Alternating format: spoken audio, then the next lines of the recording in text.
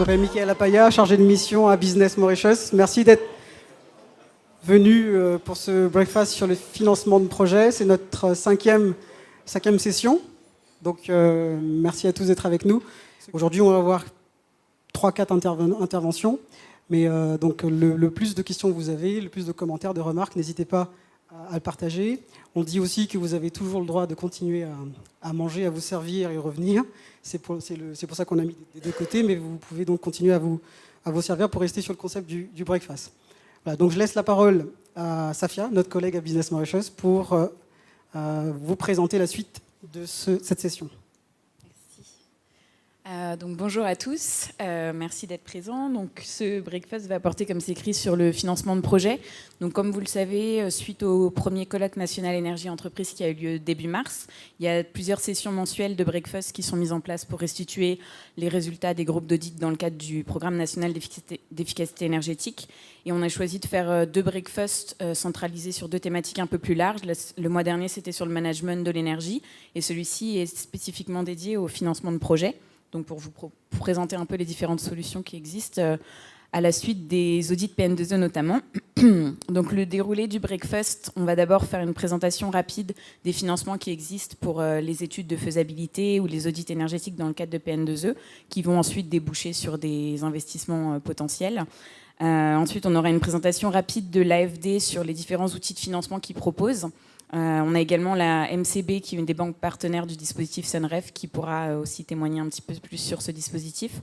Ensuite, on va vous présenter les systèmes de contrats de performance énergétique ou Build Operating Transfer, qui sont un système proposé par Mansour Saxon. Donc là, on aura 3 intervenants différents, un représentant de Mansour Saxon, un représentant de Sotratec et un représentant de Green Yellow, qui sont 3 entreprises qui proposent ce type de solutions d'investissement. Ensuite, on aura Marie Espitani-Noël de Compass qui va nous faire une petite présentation rapide sur les fonds d'investissement. Et enfin, une présentation sur les crédits carbone, qui sont un système de financement qui se développe qui commence à émerger à Maurice. Donc, on vous en apprendra un peu plus là-dessus. Donc, le format, en gros, c'est qu'on va avoir plusieurs interventions, et à la suite de chaque intervention, on va ouvrir on va ouvrir la discussion avec les participants. Donc, vous pouvez poser vos questions au fur et à mesure.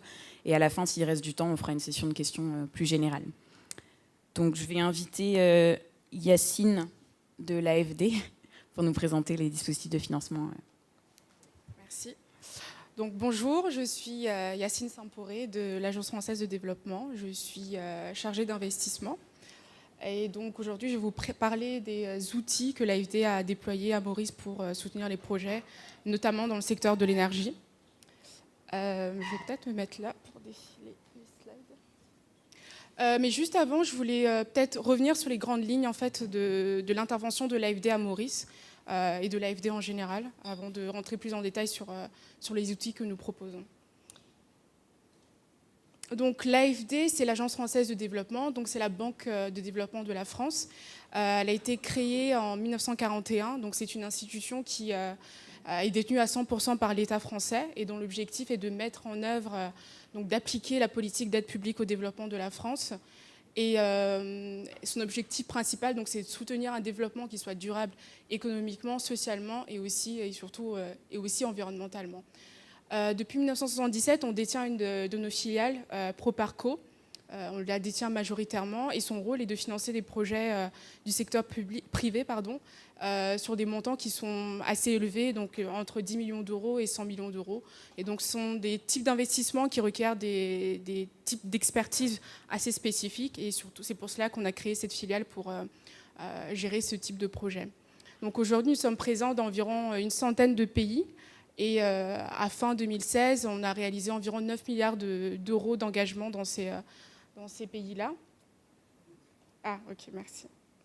Et on a 9 milliards d'euros à travers des outils tels que des prêts, des subventions, des garanties, des outils assez diversifiés.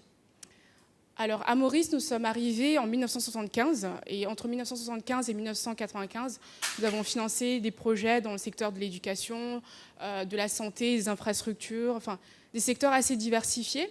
Et puis en 1995, on a dû partir parce que le niveau de développement de Maurice ne justifiait plus totalement notre présence ici. Et par contre, on est revenu en 2007 à la demande du gouvernement mauricien pour l'aider à appliquer toute sa stratégie nationale sur la transition énergétique et environnementale. Et donc c'est pour ça qu'aujourd'hui c'est l'axe transversal à toutes nos opérations en réalité. Et donc notre objectif c'est d'accompagner Maurice vers un développement... Ah, pour la caméra.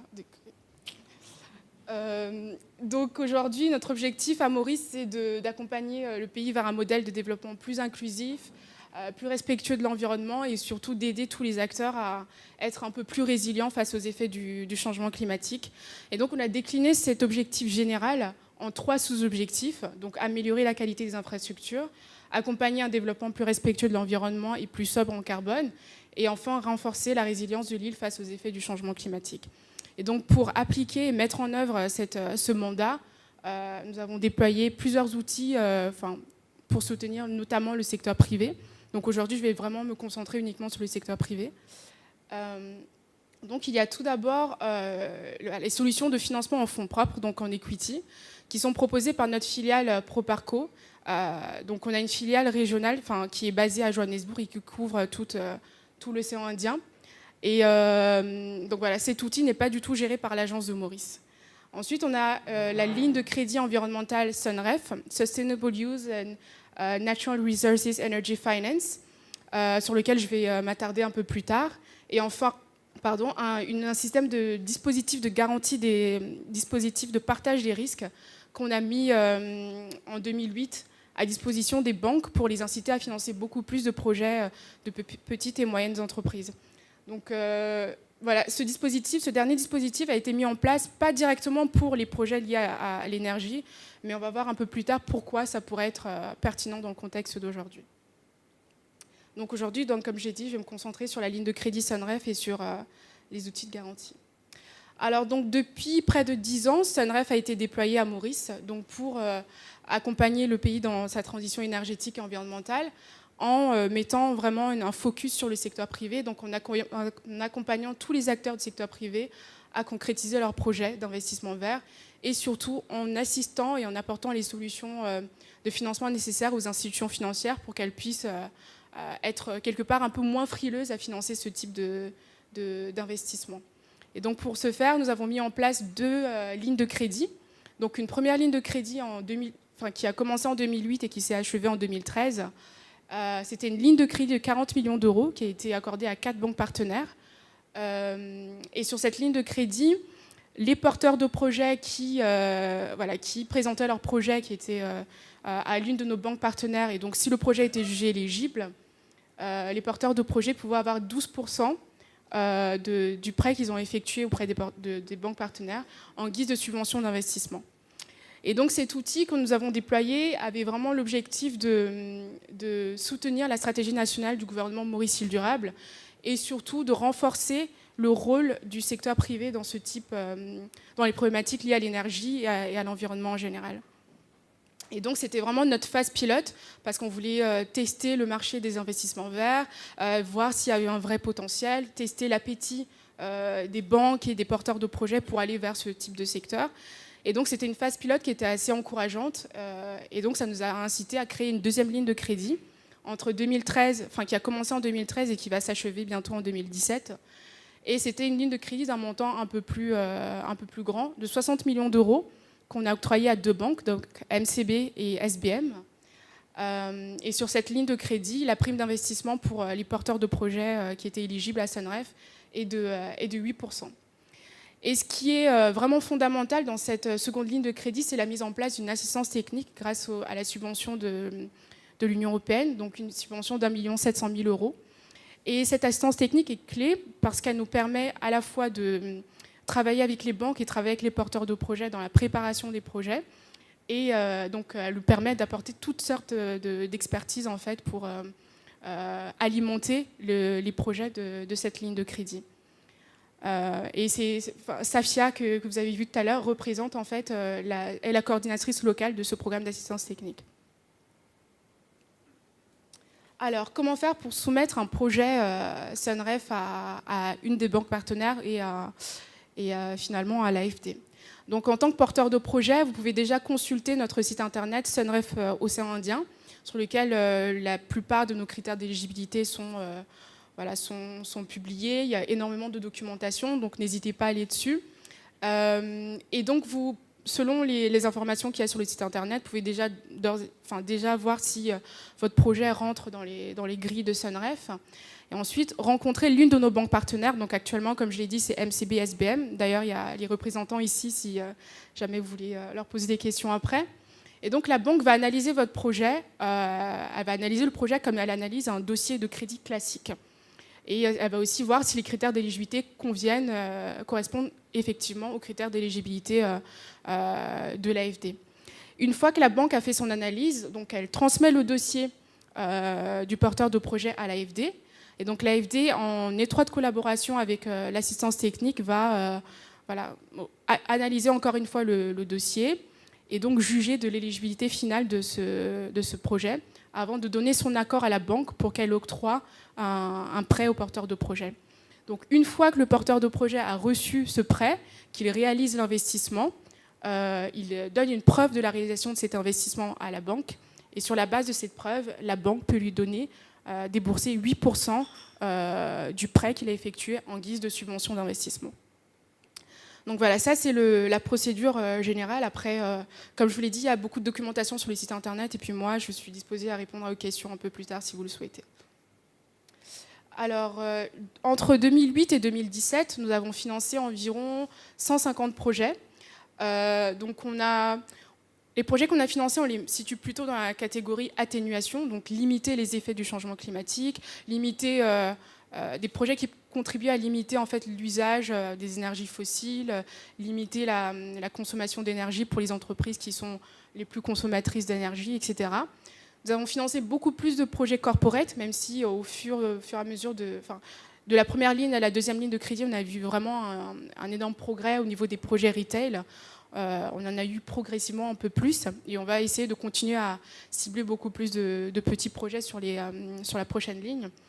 On a financé beaucoup plus de projets d'énergie renouvelable, donc à 49%, des projets d'efficacité énergétique et aussi des projets environnementaux, même s'ils ne sont pas mentionnés ici. Et ce qui est intéressant aussi sur cette ligne de crédit, c'est qu'on a pu au fur et à mesure toucher beaucoup plus de secteurs, donc à la fois le tourisme, l'agriculture, les services, l'éducation, l'industrie, etc. Donc sur ces deux premières lignes de crédit, donc, les résultats sont assez encourageants, ce qui nous pousse à travailler sur une troisième ligne de crédit, parce qu'on réalise que l'offre de financement verte est assez importante à Maurice, qu'il y a un vrai besoin. Et plus que l'offre de financement vert, l'offre de financement verte abordable est plus que nécessaire à Maurice. Donc ça justifie tout à fait la présence, l'intégration d'une troisième ligne de crédit sur laquelle nous sommes en train de travailler aujourd'hui. Et l'objectif de cette ligne de crédit sera de continuer à travailler sur des projets qui vont contribuer à l'atténuation des effets du changement climatique, mais aussi contribuer à s'adapter au changement climatique. Et donc pour cela, nous allons cibler les acteurs les plus vulnérables des effets du changement climatique, donc dans l'agriculture, dans le tourisme, dans la pêche, etc. Et ce n'est pas mentionné ici, mais on souhaiterait aussi faire évoluer notre outil vers un dispositif non seulement lié à l'environnement, mais aussi lié à des thématiques sociales, et donc favoriser aussi plus de projets liés au genre, à l'égalité socio-professionnelle hommes et femmes. Donc voilà, notre objectif aujourd'hui, c'est vraiment de déployer cette troisième ligne de crédit à horizon 2018. Et donc nous sommes en train de finaliser les études de faisabilité, les négociations avec les banques partenaires, et puis voir aussi quelle structure d'assistance technique on pourrait mettre en place sur le terrain afin de mieux répondre aux besoins de nos partenaires. Donc voilà pour le premier outil. Le second outil dont je souhaitais vous faire part, c'est le dispositif ARISE. Donc c'est un dispositif de partage des risques qui a été mis en place pour permettre aux banques de financer beaucoup plus de projets de petites et moyennes entreprises. La raison pour laquelle nous avons décidé de mettre en place cet outil, c'est que dans la plupart de nos zones d'intervention, donc principalement en Afrique, on s'est rendu compte que les petites et moyennes entreprises étaient souvent celles qui étaient le plus délaissées par les banques classiques. Tout simplement parce que les grandes entreprises, en général, trouvent facilement des financements auprès des banques nationales et banques internationales parce qu'elles présentent moins de risques, elles sont en général plus matures. Et tout en bas de la pyramide, on a les micro-entreprises qui sont de mieux en mieux desservies par les institutions de microfinance. Et donc au milieu, on a cette cible en fait, nous on appelle le chaînon manquant. Et donc nous avons décidé d'encourager beaucoup plus les institutions financières à financer ces projets qui se situent dans cette catégorie-là, parce que dans la plupart des pays où nous intervenons, les PME constituent 80 voire 90% du tissu économique en réalité. Donc c'est tout à fait pertinent de soutenir le financement auprès de cette cible.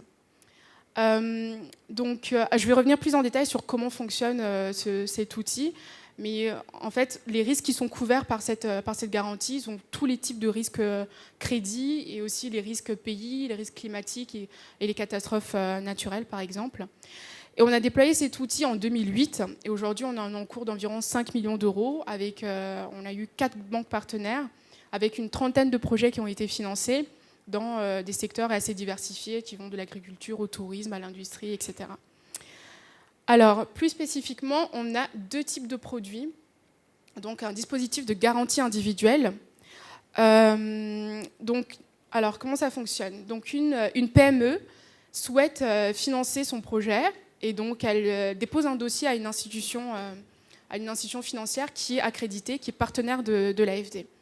Et donc, l'institution financière va faire une demande, elle va analyser le dossier, comme elle analyse des dossiers de façon classique, et en fonction des risques qu'elle va identifier, elle va se dire peut-être que je ne suis pas certaine en tant qu'institution financière à prendre ce risque toute seule, et je vais aller voir l'AFD pour voir si elle est prête à couvrir les risques sur ce dossier-là.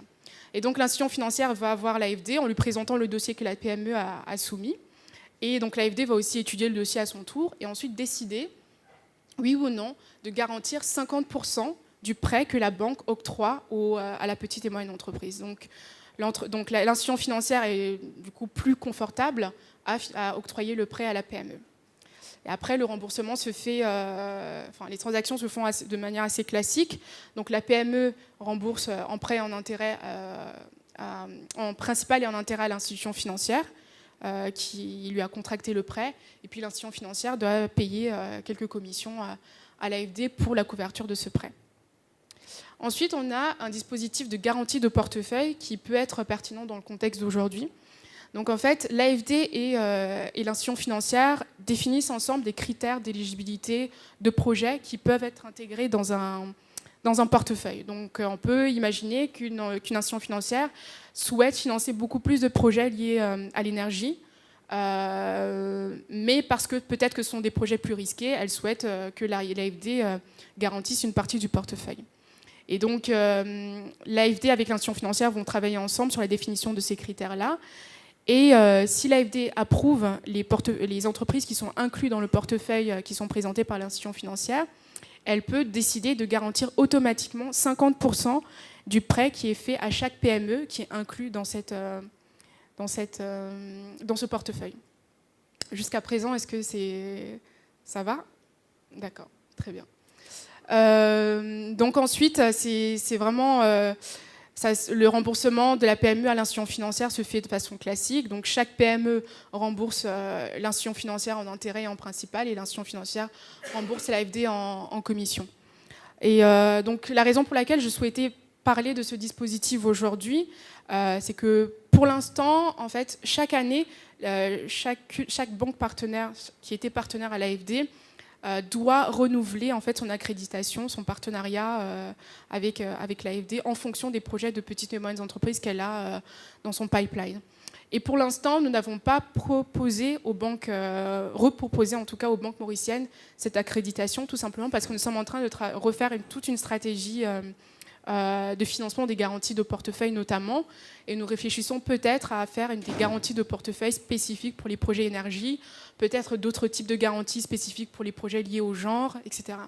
Donc nous sommes vraiment en train de faire une refonte de cette stratégie-là, et nous allons reproposer cet outil aux banques de la place à horizon 2018. Mais voilà, je tenais quand même à vous le présenter pour vous expliquer que ce dispositif existe et qu'il sera potentiellement redéployé au cours de l'année qui vient. Donc voilà, ce sont les 2 principaux outils, et donc n'hésitez pas après si vous avez des questions, je suis là pour y répondre. Merci. Merci beaucoup Yacine. Je te propose de rester là. Je vais juste demander du coup à Ashwin de MCB qui est présent si tu veux rajouter des compléments d'un point de vue de banque partenaire sur ce qu'a dit Yacine sur le dispositif Sunref, sur l'application, le process, etc. Donc oui, bonjour tout le monde. Alors, je ne pense pas qu'il y a beaucoup à ajouter. C'était très bien la présentation d'expliquer comment le produit Sunref marche, mais que pour dire que je pense que pas mal d'entre vous, enfin, les entreprises que vous représentez, ont déjà bénéficié du produit Sunref ou Green Loan comme la MCB, on l'appelle affectueusement la MCB, sur les deux lignes, les deux générations. Donc je pense que c'est un produit qui marche grâce à vous et grâce aux banques partenaires et grâce à l'AFD. Alors, à spécifier que par contre, deux perceptions, deux mythes qui doivent être adressés, c'est que le risque crédit du projet que vous proposez de financer, c'est toujours pris par la banque et pas par l'AFD. L'AFD prend le risque crédit de la banque. Donc l'analyse crédit du dossier de la Green est exactement la même analyse qu'on ferait pour un dossier classique. Donc il ne faut pas s'attendre qu'on serait nécessairement plus souple sur le financement, sur la prise de risque et aussi sur le taux d'intérêt. Ça, c'est un engagement que nous avons auprès de l'AFD déjà, que les taux d'intérêt que nous allons pratiquer sur les projets Sunref sont les taux du marché et que la bonification envers le client, c'est vraiment le grant qui est versé à l'achèvement du projet. Et après, lorsque vous soumettez le projet, c'est important de quantifier les coûts du projet et de quantifier le bénéfice en l'environnement. Et là, de travailler en partenariat entre l'AFD, vous-même, l'assistance technique et la banque partenaire. Voilà, merci. Bonjour, Denis Lier, la compagnie Ecosys. Si je comprends bien, dans votre deuxième dispositif, vous prenez des risques en garantissant 50%. Alors, on couvre le prêt que la banque fait à la PME. Donc, on garantit 50% du prêt que la banque fait à la PME. Donc, on prend une partie du risque de la banque envers la PME. Oui, c'est ça. Mais si c'est comme ça, ce que le monsieur de MCB vient de parler, vous pouvez aussi prendre 50% du risque d'un projet d'énergie renouvelable également. Il ne parle pas du même dispositif. Non, mais moi, c'est ça. Est-ce que vous ne pouvez pas combiner les deux dispositifs? C'est ça que je vous demande. C'était un des projets en réflexion. Pour l'instant, en fait, vu comme je vous l'ai dit, on est vraiment en train de revoir toute notre stratégie sur la garantie ARIS. Et c'est vrai que c'est deux outils qu'on a développés de façon assez indépendante et qui n'ont pas forcément les mêmes cibles. La garantie ARIS est uniquement sur les PME, alors que Sunref cible à la fois les PME, mais aussi de grands projets. Donc pour l'instant, on n'a pas pu combiner ces deux outils-là, mais c'est vraiment... voilà, c'est quelque chose à explorer sur les années qui viennent, ouais, effectivement.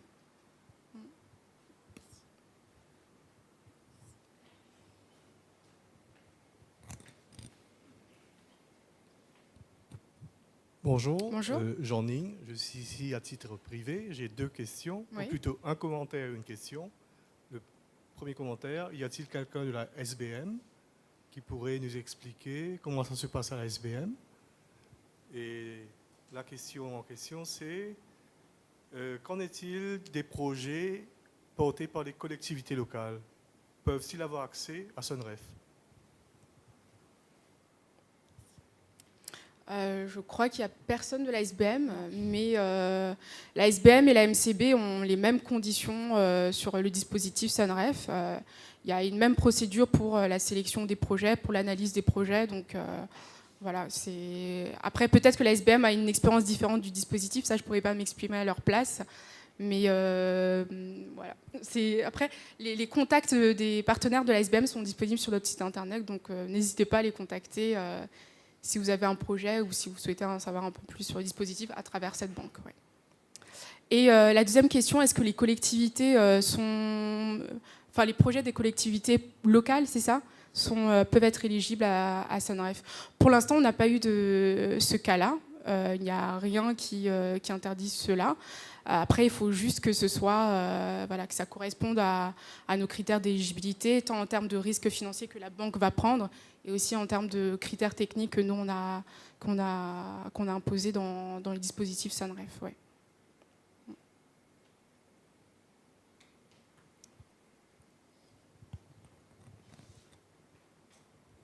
Bonjour. Juste pour rebondir sur ce que Tony disait, les PME, elles, ont accès simultanément aux deux produits ARIS et SUNREF? Sur SUNREF, oui. Actuellement, les PME ont aussi droit au dispositif. Sur ARIS, par contre, comme je vous l'ai dit, pour l'instant, on n'a pas encore proposé l'accréditation aux banques. Mais dès qu'on nous l'auront proposé, elles auront accès aussi à ce dispositif. Sur un même projet, elles peuvent avoir la couverture à 50% et le financement, le back cash. On a eu un cas similaire. Après, on n'a pas. C'est pas automatique en fait. C'est deux procédures différentes. Donc, elle doit soumettre un projet pour être couverte à travers le dispositif ARIS. Et ensuite, si le projet. Ce sont les banques qui portent de toutes les façons le projet. La démarche ne peut pas venir de la PME vers l'AFD pour la garantie. Non. Voilà, à chaque fois, c'est de l'intermédiation bancaire. Donc nous, ce qu'on fait, c'est que c'est la banque à chaque fois qui identifie, le porteur de projet qui vient voir la banque, qui lui présente son projet. La banque est tout à fait au courant de notre dispositif, qui connaît très bien nos critères, et donc elle le fait remonter à l'AFD afin qu'on puisse lui donner une réponse. Et donc voilà, le dispositif SUNREF et le dispositif ARIS évoluent pour le moment de façon indépendante. Mais donc, si par exemple MCB identifie sur un projet que c'est une PME, c'est un projet d'énergie renouvelable qui pourrait aussi correspondre au dispositif ARIS, elle peut proposer à cette PME-là de faire les deux dispositifs, mais de façon indépendante. Mais le dispositif ARIS n'est pas encore... Et ce qui est important, ce que je voulais aussi préciser sur le dispositif ARIS, c'est un dispositif de garantie silencieuse. C'est-à-dire que, en tant que PME, vous ne pouvez pas aller voir la banque pour lui dire... est-ce que vous pouvez demander à l'AFD de couvrir 50% de mon prêt? Tout simplement parce qu'en fait, on s'est aperçu que lorsque les PME savaient que leur prêt était couvert enfin, pas sur le Maurice, mais en général, lorsque les PME savaient que leur prêt était couvert à 50%, elles étaient beaucoup plus averses au risque, parce qu'elles disaient, de toute façon, le prêt, il est couvert à 50%, donc je prends mon temps pour le remboursement du prêt, etc. Donc, c'est important de savoir qu'en tant que porteur de projet, vous ne pouvez pas vous référer directement à MCB en disant « je souhaite que mon projet soit garanti via ce dispositif-là ». Mais en le présentant à la banque partenaire, si elle juge que ça correspond aux critères et qu'elle veut vraiment soutenir ce projet-là et que ça correspond à nos critères, elle le fait remonter pour que nous, on le finance à notre tour dans le cadre de ce dispositif.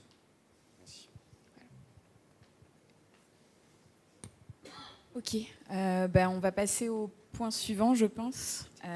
Merci. De toute façon, si vous avez des questions supplémentaires, il y aura sûrement du temps à la fin, et sinon il y aura le temps d'échange autour du petit déjeuner. Donc là, du coup, les dispositifs, merci beaucoup Yacine, les dispositifs présentés par l'Agence française de développement, donc ça reste des systèmes de prêt où l'entreprise doit faire l'investissement initial. Mais il y a d'autres solutions de financement qui se développent si l'entreprise n'a pas envie de porter l'investissement de l'équipement. Et c'est ce qu'on appelle du coup les contrats de performance énergétique qui sont développés à Maurice, où là, en gros, c'est l'entreprise de services d'économie d'énergie qui va porter l'investissement et qui va proposer aussi des garanties de performance à l'entreprise qui se verra installer l'équipement dans ses locaux. Donc là, on a 3 prestataires à Maurice qui développent ce type de solution. Donc j'aimerais inviter d'abord un représentant de Mansour Saxon. Je ne sais pas si Éric Le Breton, il n'est pas là. Donc d'accord, ok. Donc ce sera Baudouin Brossler qui pourra nous présenter un petit peu les modalités des contrats et les avantages pour les entreprises à passer par ce type de contrat. Et ensuite, j'inviterai Sotratec et Green Yellow à présenter également les solutions qu'ils proposent pour les contrats de performance énergétique. Bon, Éric Le Breton, directeur général Mansour Saxon Facilities. Il faut savoir que Mansour Saxon Facilities est en partenariat avec le groupe Engie, où il est d'ailleurs majoritaire, à une voix près, si je puis dire. Donc, on a développé déjà depuis pas mal de temps, la notion de BOT. Donc, le BOT, c'est un Build, Operate and Transfer, sur des projets donc d'efficacité énergétique, sur des projets, je dirais, de renouvellement d'équipements ou d'installation de nouveaux équipements. C'est une affaire ce sont des projets qu'on a développés un peu partout, donc aussi bien en Australie qu'en Europe. Ça permet, au travers d'un financement sur un temps prévu d'environ 10 ans, qui peut être 15 ans. On fait ce qu'on appelle donc, on propose au client une modification ou une amélioration de ses installations. Bien sûr, on part sur des critères très techniques comme les coefficients de performance, et ça permet de dire, voilà, sur votre installations qui sont à renouveler, nous faisons une nouvelle installation qui permet d'une part de garantir des économies d'énergie, de renouveler les installations et de nous repayer sur les économies d'énergie qui sont faites. Voilà un petit peu l'esprit du BOT. Il y a bien sûr d'autres voies d'économie d'énergie que l'on peut faire, qui sont des économies plus directes, où on ne passe pas par un BOT, où on propose à un client une amélioration des installations et on récupère donc l'investissement sur les économies d'énergie. Voilà, grosso modo, vite fait, le principe du BOT. Merci. Merci beaucoup. Du coup, Didier de Sotratec, si tu peux venir présenter un peu les modalités de vos contrats à vous. Et après, on prendra les questions de la salle pour les 3 intervenants. Merci. Bonjour à tous, je suis Didier Philogène, je suis responsable de Sotratec. Une compagnie, on est actif dans le domaine de l'énergie depuis 20 ans, moi personnellement depuis 25 ans. En dehors des projets photovoltaïques conventionnels pour lesquels on s'est engagé sur 5,4 MW avec le groupe ENL, je voulais aujourd'hui m'entretenir sur d'autres projets d'efficacité énergétique dans le domaine du process industriel pour lequel on a été impliqué depuis 10 ans à peu près. On n'est pas tombé dedans par gaieté de cœur ou par choix stratégique, je dirais par obligation. À l'époque, on avait présenté un projet à Alteo Fuel à l'époque pour faire produire en grande quantité de l'eau glacée à partir de l'eau chaude. Donc je me suis retrouvé devant M. Vaudin, je ne sais pas si vous le connaissez, il y a certains qui le connaissent, je suppose, feu M. Vaudin. Et il m'a regardé, il m'a dit, vous me prenez pour un imbécile ou quoi? Faire de l'eau glacée avec de l'eau chaude? J'ai dit, M. Vaudin, oui, on peut faire. Il me dit, la seule façon, vous faites et je vous paye quand ça marche, et au fur et à mesure que ça marche. Alors encore une fois, ceux qui connaissent M. Vaudin, il m'a laissé devant un I didn't have any choice. Donc c'est un peu comme ça qu'on est rentré dans le domaine de financement ou accompagnement des projets industriels. Donc on a fait le projet, c'était pour la raffinerie d'Alteo maintenant, et le projet tourne depuis 8 ans sans problème.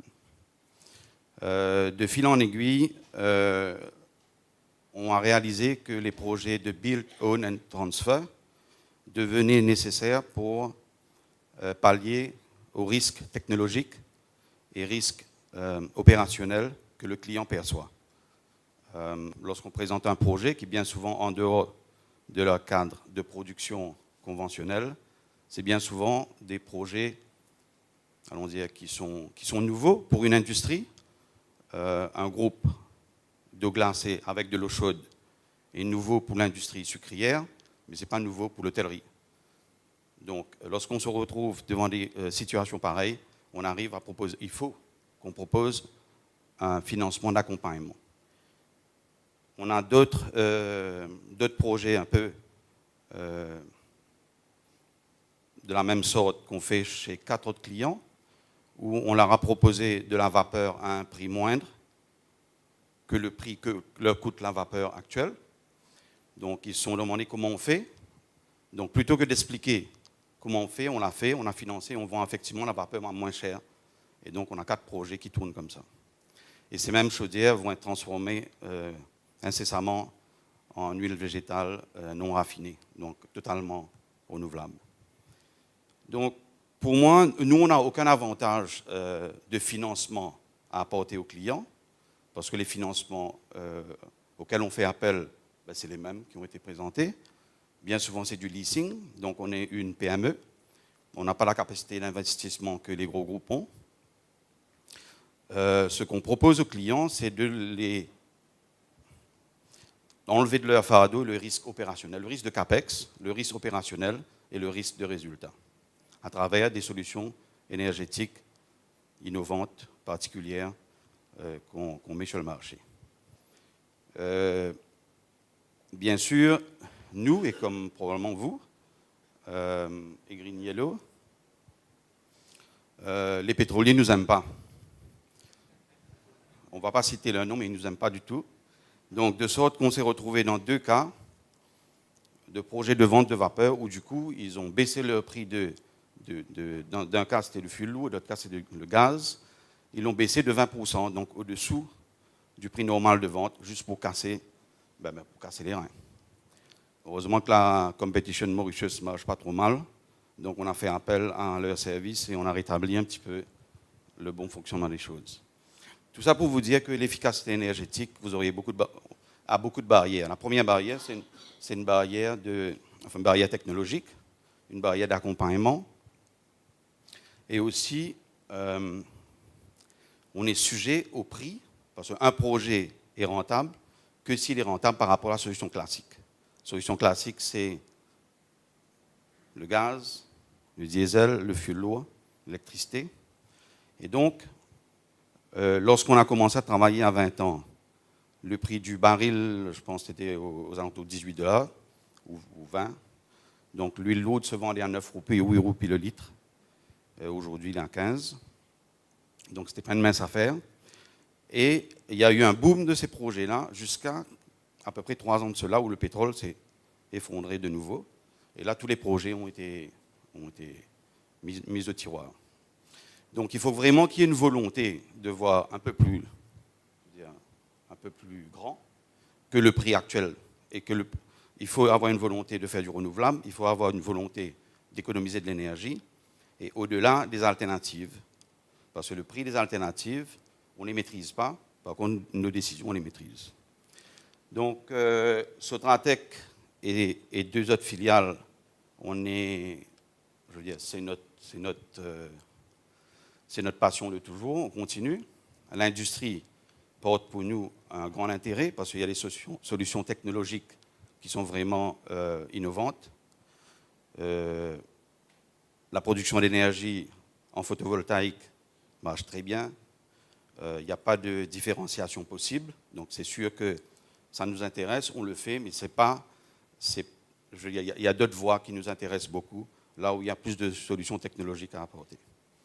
Donc, voilà un petit peu un tour d'horizon de ce que nous faisons depuis 20 ans, et j'espère encore pas mal d'années encore.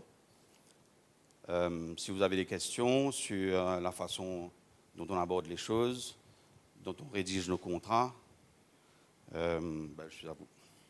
Voilà.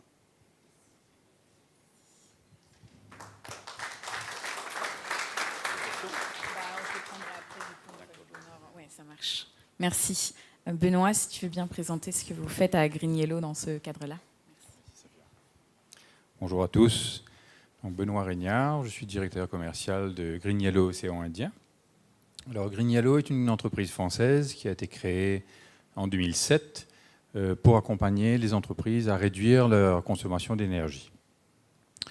Depuis 2007, Green Yellow s'est étendu à travers le monde, donc à des filiales aujourd'hui en Espagne, au Brésil, qui est la plus grosse, en Colombie, en Thaïlande, au Maroc, au Sénégal et dans l'océan Indien maintenant. Alors, Green Yellow a plusieurs volets d'activité. Tout d'abord, le photovoltaïque, je vais passer rapidement dessus.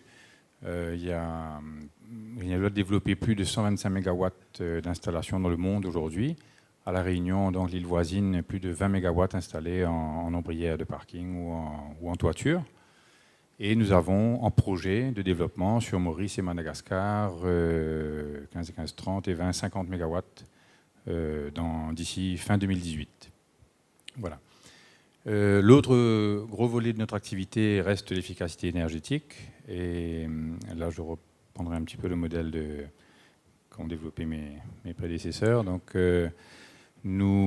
à partir d'un audit d'énergie qui est effectué donc au sein de l'entreprise sur tous les volets consommateurs d'énergie, que ce soit l'air comprimé, que ce soit l'eau glacée, la vapeur, l'éclairage, les régulations, etc. Nous venons estimer les économies qui peuvent être réalisées et nous venons estimer également les investissements à mettre en face de ces actions d'économie. Et nous portons nous-mêmes l'investissement, nous prenons le risque, et c'est là où nous accompagnons nos clients, donc d'investir et de nous repayer sur une partie des économies réalisées à travers ce qu'on appelle un CPE, donc un contrat de performance énergétique, qui est généralement varié entre 5 et 8 ans. Et à la fin donc, de ce contrat, la totalité des investissements que nous avons réalisés revient à l'entreprise. Nous avons aujourd'hui à peu près 1000 contrats qui tournent à travers le monde, donc qui sont actifs. À Maurice même, on en a aujourd'hui 7. Et on n'a pas encore le recul évidemment sur Maurice, mais on a le recul dans le monde aujourd'hui où généralement les économies qui sont réalisées varient entre 20 et 30%, voilà, de la facture donc, initiale de l'entreprise. Et nos actions portent sur tous les postes que j'ai énumérés précédemment. Donc, et ensuite, suivant bien sûr le type d'entreprise, le secteur d'activité de l'entreprise, certaines actions sont plus importantes dans le domaine du froid, d'autres dans le domaine de l'air comprimé, d'autres sur la partie régulation, etc. Donc, voilà. Voilà, très bref. Si vous avez des questions, n'hésitez pas. On est Mounir et moi-même présents aujourd'hui, donc n'hésitez pas à nous contacter. Merci. Merci beaucoup. Merci Benoît. Si vous avez des questions, là, dès à présent, sur les modalités de contrat, s'il y a des critères spécifiques pour bénéficier de ce type d'installation. Oui. Audrey Latman-Rogers. Moi, j'ai une question pour ceux qui font des BOT, s'ils pourraient considérer le photovoltaïque pour les véhicules électriques. Ils arrivent vite dans le pays, mais il n'y a pas de borne. Si on pourrait commencer à travailler sur un système pour que les véhicules électriques dans les parkings de supermarchés, dans plusieurs endroits, puissent se ravitailler. Il y a un petit problème de loi, mais on va s'en occuper avec la Business Mauritius pour pouvoir vendre l'énergie solaire directement aux véhicules, pourquoi pas aux bus et aux camions. Parce que s'il y a le supply avec le Sunref, etc., ça pourrait être... la technicité arriverait avant les véhicules. Donc, mais nous en avons besoin. Donc, s'il y aurait... on commence à travailler un petit business là-dessus, ça pourrait marcher. Merci. Oui.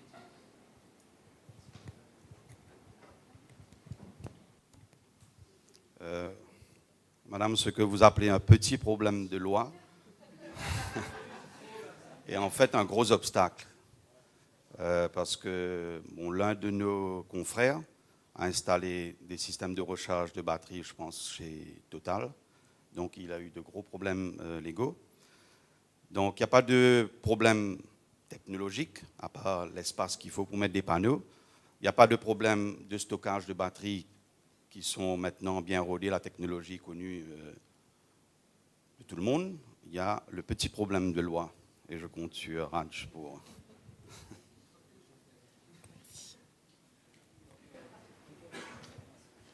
C'est inexorable qu'on intervient. Non, je crois pour reprendre le point soulevé par Audrey et aussi Didier, aujourd'hui, en termes d'encadrement légal, la loi date de 1939. L'Electricity Act date de 1939, même qu'il y a une loi qui a été passée au Parlement en 2005, le Electricity Act, qui n'a pas été proclamé parce que le URA, le Utility Regulatory Authority, n'est pas encore opérationnel. Même qu'il y a le board qui est en place, ils sont en train de recruter et nous pensons qu'ils vont être opérationnels assez rapidement. Et l'autre jour, on avait posé la question, et je crois que tu étais présent.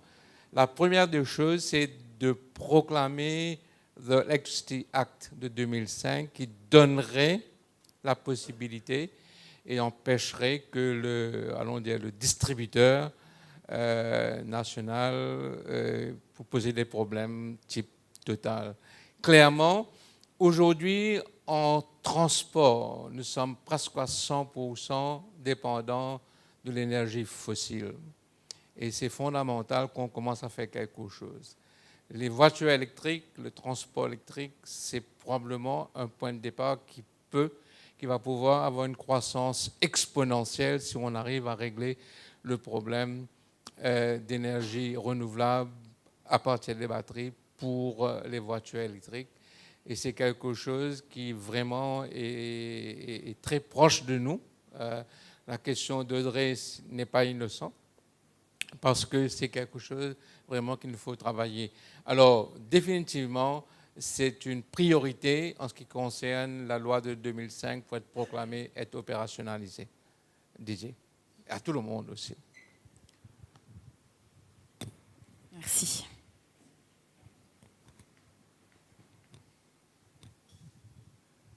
Moi, j'ai une question qui peut-être demande... c'est une question sur la durabilité à plus long terme. Que prévoyez-vous de faire quand les équipements photovoltaïques arrivent à fin de vie, tout en sachant que les matériaux utilisés sont très toxiques et peuvent contaminer notre terre? Donc, y a-t-il une solution? Pardon? Moi, je ne suis pas la CEB. Moi, je ne suis pas la CEB, mais mon souci, c'est de savoir s'il y a des solutions économiques, peut-être un business, pour le decommissioning de ces choses-là. Que la CEB pollue, ben, c'est l'affaire publique.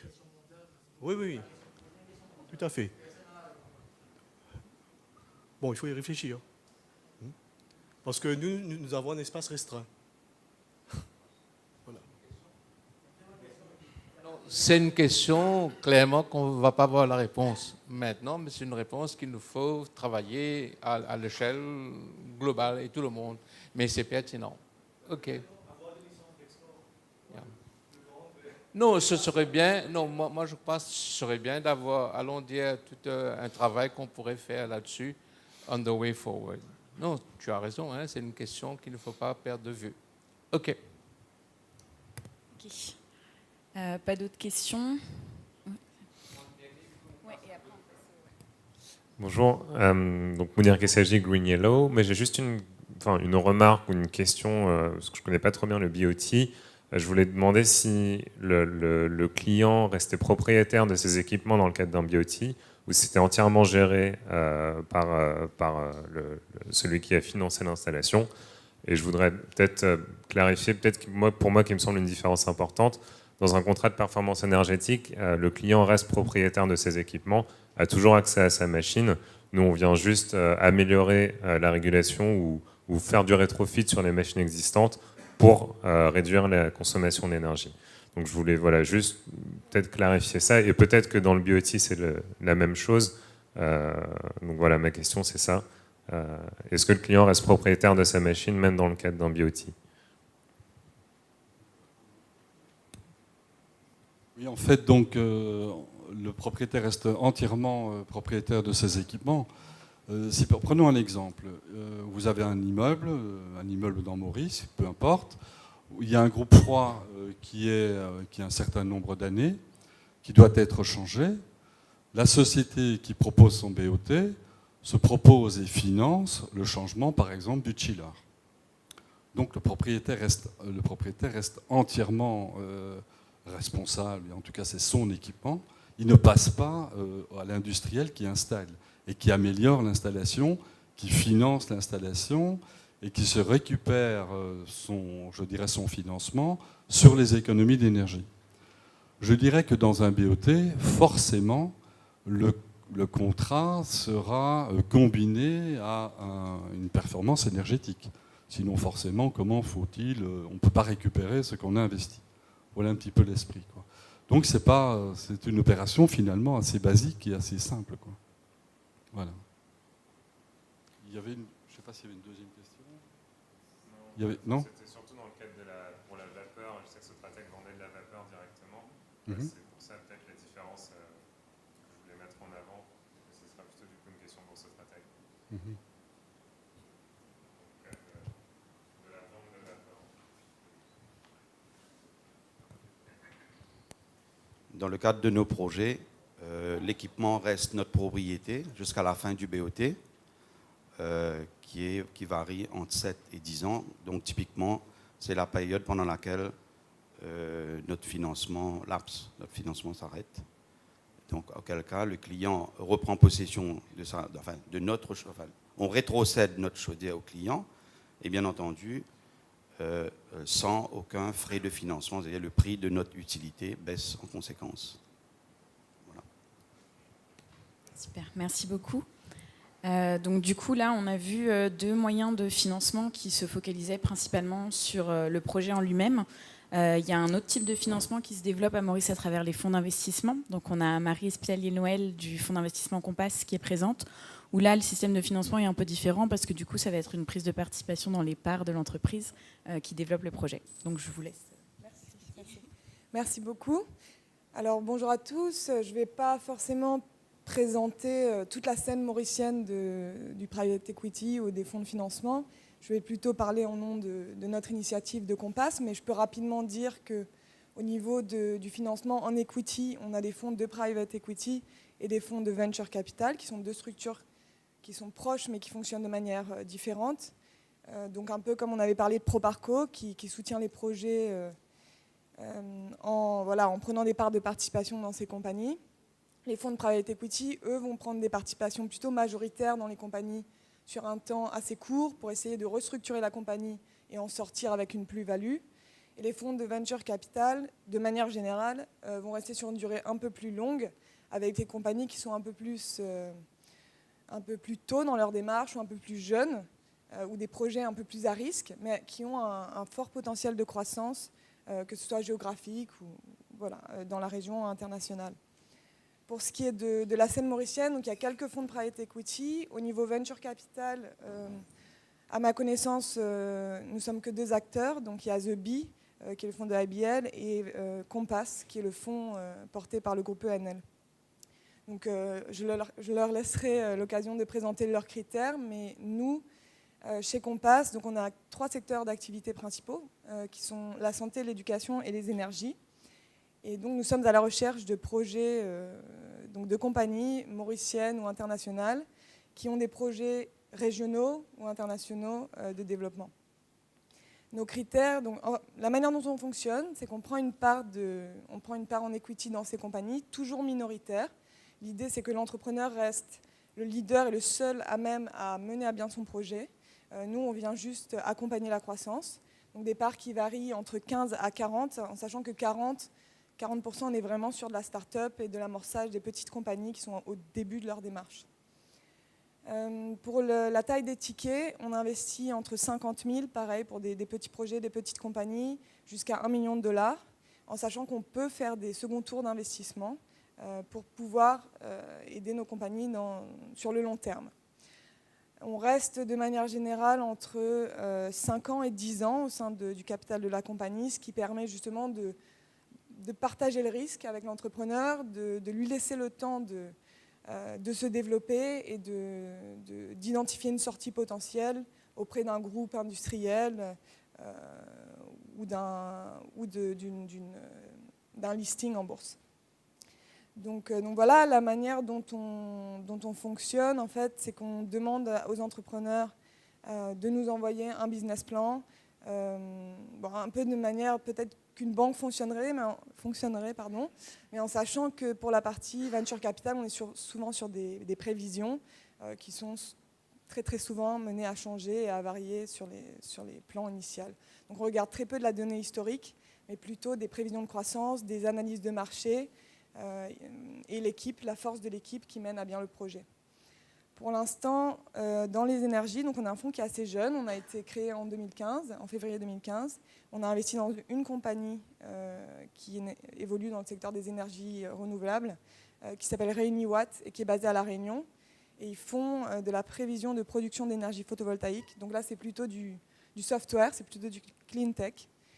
Mais on recherche également des compagnies qui sont sur de l'infrastructure, qui ont des perspectives soit de devenir un leader régional, soit international, qui peuvent répondre à un besoin lié au développement de Smart City, puisque ENL est impliqué avec le développement de la Smart City de Mocha, donc est à la recherche de solutions pour permettre à cette Smart City de devenir autonome le plus rapidement possible, ou en tout cas le plus efficace sur le plan énergétique de la gestion de l'énergie. Donc voilà, c'est à peu près tout. Si vous avez des projets, si vous pensez que... je pense que je n'ai pas forcément mentionné la notion d'innovation. C'est vrai qu'on pense souvent à la notion d'innovation quand on pense à du capital risque. Je veux juste rappeler que l'innovation, ce n'est pas forcément de la rocket science. L'innovation, c'est juste savoir répondre à un besoin d'une manière différente, ou en tout cas un marché qui est peu ou mal desservi. C'est juste savoir mettre en avant ses barrières à l'entrée, ses avantages comparatifs, et répondre à un besoin de manière plus efficace ou plus efficiente. Donc n'hésitez pas, je pense qu'on n'a pas encore vu beaucoup de projets chez Compass dans ce secteur-là. Je pense qu'on peut démystifier un peu le capital risque, et on a envie d'accompagner ces compagnies pour leur développement. Je voudrais juste ajouter qu'en plus du financement, ce qu'on veut amener, c'est un vrai apport stratégique, en mettant à disposition le réseau du groupe ENL, les experts du groupe, et également en identifiant des possibles synergies dans le marché captif, puisqu'on a beaucoup de subsidiaires, de filiales qui ont des problématiques énergétiques et qui pourraient avoir besoin de vos services. Si vous avez besoin de plus d'informations, vous pouvez aller consulter le site compass.mu, donc c'est le site du fonds. Mais sinon, n'hésitez pas à venir me voir après, à prendre mes coordonnées et à venir nous rencontrer chez Compass. La dernière chose sur laquelle je voulais conclure, c'est que si vous êtes peut-être même plus en amont dans votre réflexion d'innovation, que vous avez une idée, que vous avez pu identifier une idée au sein de votre aventure dans ce secteur-là, mais que vous êtes vraiment dans une phase de réflexion, on a aussi créé un incubateur d'entreprise qui s'appelle La Turbine, qui a plutôt vocation à emmener une idée jusqu'à l'étape d'amorçage, jusqu'à l'étape de la start-up, en mettant à disposition des experts, du coaching, et en essayant de donner juste l'impulsation qui permettra à cette idée-là de devenir une grande entreprise qui pourra éventuellement profiter des services de Compass dans la phase de croissance. Voilà. N'hésitez pas si vous avez des questions. Merci. Est-ce que vous avez des demandes de retour sur investissement particulier? Parce que bien souvent, sur ce domaine de la technologie, le retour sur investissement peut prendre du temps. Quelles sont vos demandes à vous, en tant qu'investisseur? Alors, bien sûr, c'est sûr qu'on est dans du private equity, on est dans du venture capital. Donc la différence avec le private equity, c'est qu'on ne fixe pas des IRR en avance. On ne va pas vous dire aujourd'hui, voilà, on a besoin de 25-30% d'IRR et faire un calcul de DCF ou un calcul de valorisation sur des données historiques, parce que souvent les projets qu'on reçoit sont des projets à fort potentiel de croissance, donc on ne peut pas juger sur la performance historique, ou sur en tout cas ce qui a été fait jusqu'à présent. On a l'avantage d'être un fonds stratégique, c'est-à-dire ce fonds-là, qu'est-ce qu'il emmène à ENL? En fait, il emmène, en plus d'un retour financier, la possibilité de s'exposer à de nouveaux secteurs, à comprendre ce qui se fait, à comprendre ce qu'il y a de nouveau, à ne pas tomber dans l'obsolescence, à s'exposer au relais de croissance de demain. Et donc, on a peut-être des exigences qui sont un peu moins fortes que des fonds classiques qui ont pour seule mission, en fait, d'avoir un retour financier. Donc, je ne peux pas vraiment répondre sur un pourcentage, parce qu'on fonctionne... la manière dont on négocie avec les entrepreneurs, c'est plutôt sur une prise de participation en fonction du potentiel qu'on a identifié sur le projet. Donc c'est vraiment commercial, c'est vraiment de la négociation. Mais on est quand même plus flexible sur ce retour sur investissement, et surtout sur la durée de sortie, puisqu'on reste de 7 ans à 10 ans au capital de l'entreprise, alors que les fonds plutôt classiques sortent entre 3 et 5 ans. Voilà, donc... c'est au cas par cas. Après, je pense que aussi un des avantages qu'on a, en tout cas c'est les retours qu'on a des premières compagnies dans lesquelles on a investi, c'est qu'on ne fixe pas des objectifs quantitatifs quand on fait des financements par tranche ou ou des dettes convertibles. On n'impose pas à l'entreprise des objectifs quantitatifs de chiffre d'affaires, de résultats, etc., d'EBIT, mais des objectifs qualitatifs qui peuvent être le recrutement d'un directeur commercial, ou si le financement vient pour financer une étude de marché ou si le financement vient pour financer l'implantation d'une subsidiaire en Afrique.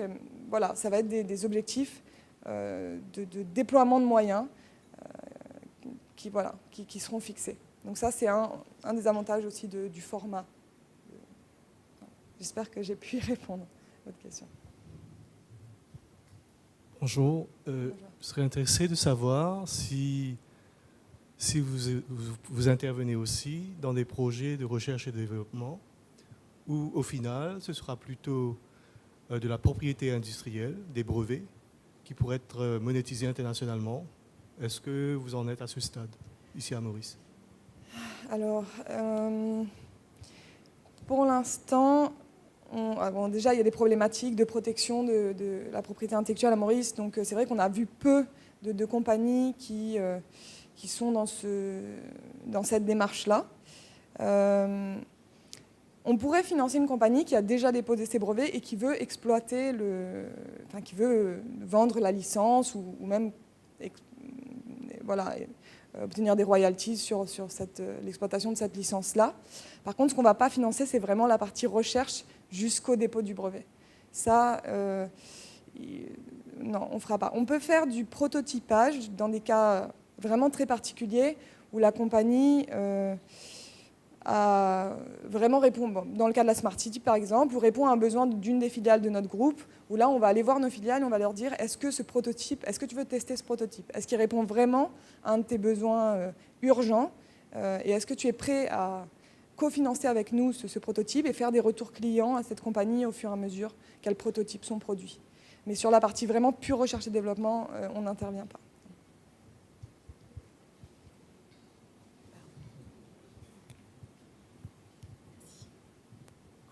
Comment est-ce que vous prévoyez votre sortie? C'est prévu en amont ou c'est ouvert à la fin? Comment ça se passe? Alors, de manière générale, on n'a pas de clause de sortie forcée. C'est-à-dire qu'on discute de la sortie depuis le moment où on commence à discuter avec l'entrepreneur. On essaye de comprendre sa vision, lui, l'échéance à laquelle il veut sortir, comment est-ce qu'il voit sa sortie. Mais de manière générale, c'est vrai que les choses sont souvent amenées à changer. Il y a des compagnies qui vont complètement pivoter et qui vont sortir d'une manière complètement différente que ce qu'on avait anticipé. Ce qu'on peut faire à la demande de l'entrepreneur ou sur un avis après consultation, c'est de mettre une clause d'intervention d'une banque d'investissement après 10 ans pour assurer la liquidité de l'entreprise, c'est-à-dire lui donner le mandat de chercher un acquéreur après 10 ans ou après 7 ans, pour être sûr d'avoir une vision commune de sortie. Mais encore une fois, c'est à la négociation, ça dépend de la vision de l'entrepreneur, ça dépend du business model de la compagnie. Ça dépend du stade de développement aussi, parce que des fois on intervient sur des compagnies qui sont vraiment en amorçage, et des fois on intervient sur des compagnies qui ont déjà du chiffre d'affaires et qui voient déjà la sortie et qui ont envie que cette sortie soit fixe, parce que l'entrepreneur a aussi envie d'avoir une porte de sortie. L'entrepreneur, est-ce qu'il a l'opportunité de choisir, enfin pas de choisir, mais un droit de regard sur son futur partenaire une fois que vous êtes parti? Bien sûr. Sur un venture capital, par exemple, il a un droit de regard sur... Bien sûr. Alors, c'est vrai que je n'ai pas parlé de gouvernance, mais on sait encore une fois, ça dépend du type de compagnie, mais de manière générale, un fonds de venture capital, donc c'est pas un partenaire silencieux, mais il prend participation à un comité stratégique ou au comité d'administration, mais de manière générale, il y a un comité stratégique qui est créé pour accueillir l'investisseur, qui a un droit consultatif sur certaines décisions, qui peuvent être aussi l'entrée d'un nouvel investisseur, mais la décision est toujours prise à la fin par l'entrepreneur. Merci. Du coup, on va passer au dernier moyen de financement dont on voulait parler au cours de ce breakfast-là, donc qui est le système de crédit carbone. Donc, c'est encore un système de financement tout nouveau à Maurice. Il n'y a que quelques projets qui sont déjà passés par ce système-là. Donc là, j'aimerais inviter Philippe Boucher, si vous pouvez détailler un petit peu le process, comment ça fonctionne, s'il y a des tailles de projets particulières pour que ce soit rentable. Bonjour à tous. Donc, effectivement, je vais vous présenter le système des crédits carbone. Bon, c'est une petite improvisation, il n'y a pas de présentation. J'ai pas dû bien lire mes mails et je ne savais pas que je devais intervenir ce matin. Mais peu importe, je vais me présenter en 2 secondes pour comprendre un petit peu d'où je viens et ce que je fais ici devant vous. Je collabore aujourd'hui avec une management compagnie qui est à 1000 et dans ce cadre-là, nous avons un contrat de partenariat avec un consultant qui est Aera Group, connu par certains d'entre vous sous le nom d'Ecosur Afrique, donc le nom a changé dernièrement. Et Aera Group est le spécialiste en Afrique en fait aujourd'hui de l'émission, de la certification et de l'achat-vente des crédits carbone. Nous avons également une petite plateforme de trading en fait, d'achat-vente de crédits carbone. Donc ce que je vous propose aujourd'hui, c'est de vous présenter tout simplement ce qu'est le marché du crédit carbone, parce que c'est vrai qu'on voit le déroulé du petit déjeuner, que ça arrive vraiment en complément de tout ce qui a été dit jusqu'à présent, et puis ce qui se fait à Maurice, parce qu'il y a déjà des choses importantes qui se font, et les projets éventuellement que nous avons, et on verra ça ensemble tout à l'heure. Donc les crédits carbone, je ne sais pas si quelques personnes sont déjà au courant de ce mécanisme-là, mais en fait, c'est un marché financier que l'on crée pour orienter les flux financiers vers la création d'énergies renouvelables. En 2 mots, je m'explique. On dit aux gens, en fait, comment je pourrais vous... Oui, voilà. Ce qu'on va dire aux gens, en fait, c'est si vous créez de l'énergie renouvelable, c'est-à-dire que si vous permettez à la planète d'éviter d'émettre des émissions carbone, nous allons vous donner les moyens de vous donner des certificats, qui sont les crédits carbone, que vous pourrez vendre sur un marché financier.